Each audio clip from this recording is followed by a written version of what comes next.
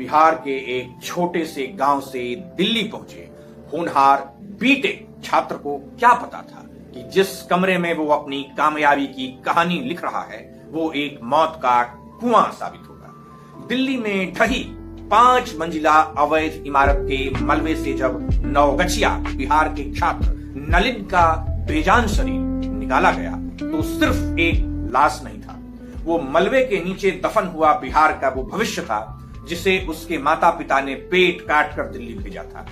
यह हादसा गवाह है कि जब बिल्डरों का लालच और अफसरों की घुसखोरी हाथ मिलाती है तो छह बेगुनाह जिंदगियां पल भर में खत्म हो जाती है। आज की रिपोर्ट में हम डिकोड करेंगे अवैध कंस्ट्रक्शन का खूनी मैकेनिज्म, खंगालेंगे शोषण का कड़वा इतिहास और बेनकाब करेंगे इसके असली मास्टरमाइंड को। लेकिन रुकिए, इस हादसे से ठीक 3 दिन पहले नगर निगम को भेजी गई वो सीक्रेट वार्निंग शिकायत क्या थी जिसे दबा दिया गया? उस दस्तावेज का असली सच हम वीडियो के बिल्कुल अंत में रिवील करेंगे। आइए इस सिंडिकेट को डिकोड करते हैं। लेकिन आगे बढ़ने से पहले जानिए कि शनिवार की उस काली रात आखिर जमीन पर क्या हुआ था।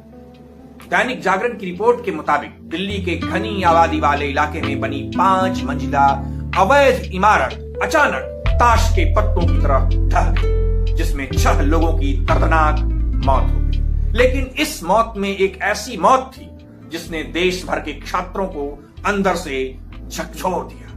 वो चेहरा था बिहार के नलिन का, जो बीटेक के बाद इसी असुरक्षित इलाके में छोटा सा कमरा लेकर सरकारी नौकरी की तैयारी कर रहे थे। नलिन की आंखों में अफसर बनने का सपना था, पर कानून की नाक के नीचे खड़ी इस अवैध इमारत ने उसकी सांसें रोक दी। लेकिन यह इमारत बिना नक्शे के कैसे खड़ी हो गई?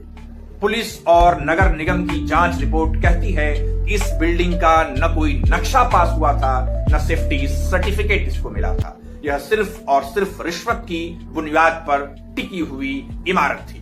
पर असली सस्पेंस तो उस अदृश्य मैकेनिज्म में है जिसके दम पर यह खूनी खेल रोज खेला जाता है। तो आखिर तंग गलियों में कंक्रीट के ये अवैध मौत के कुएं खड़े कैसे किए जाते हैं?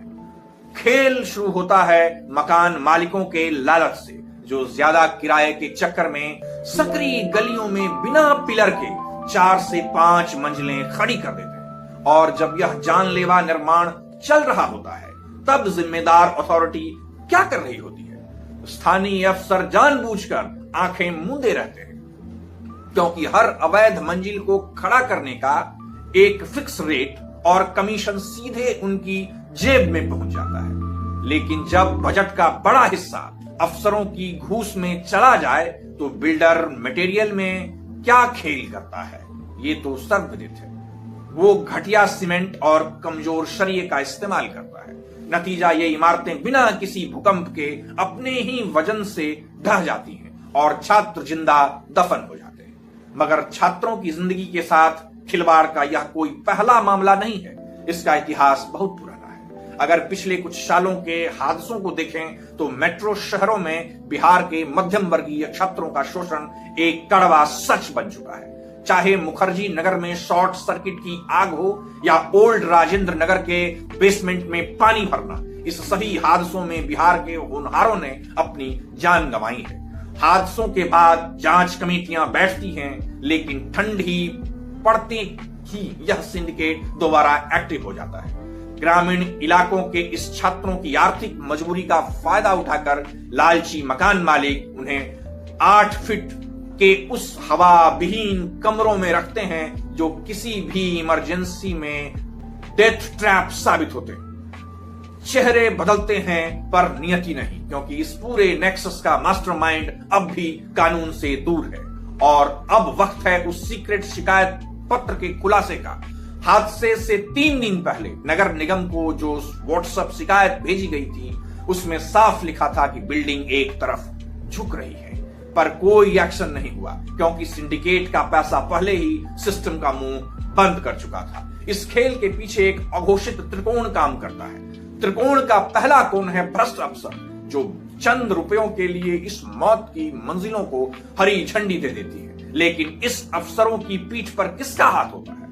दूसरा कौन है वो रसूखदार बिल्डर्स और राजनेता जो इस अवैध कॉलोनियों को अपनी काली कमाई का जरिया बनाते हैं और जांच के वक्त ढाल बन जाते हैं। और इस नेक्सस को शह कहां से मिलती है? तीसरा कौन है हमारा लचर कानून जहां हादसों के बाद सिर्फ छोटे मोहरों का पकड़ा जाता है और मुख्य आरोपी बच निकलते हैं। सिर्फ मुआवजे बांटने से यह खूनी खेल कभी नहीं रुकेगा, लेकिन असली खतरा उस टाइम बॉम्ब्स में है जो शायद आपके या आपके बच्चों के कमरे में के नीचे भी टिक टिक कर रहा है।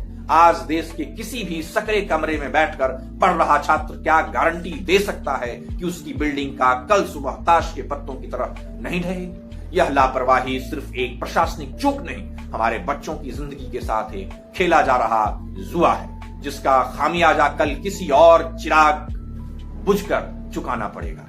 पर सबसे कड़वा सच यह है कि इस सिंडिकेट का सबसे बड़ा मददगार हमारा और आपका वो मौन है जो हम ऐसी अवैध इमारतें बनते देखकर भी अख्तियार नहीं कर लेते हैं। हम कम किराए के लालच में अपने बच्चों को मौत के इस कुओं में भेज देते हैं, पर कभी सुरक्षा पर सवाल नहीं उठाते। जब तक जनता का यह नजरिया नहीं बदलेगा, यह खूनी खेल कभी नहीं रुकेगा, क्योंकि जैसी चुप जनता होती है वैसे ही बेखौफ यह सिंडिकेट होता है। और इसी बेखौफ सिंडिकेट की वजह से ही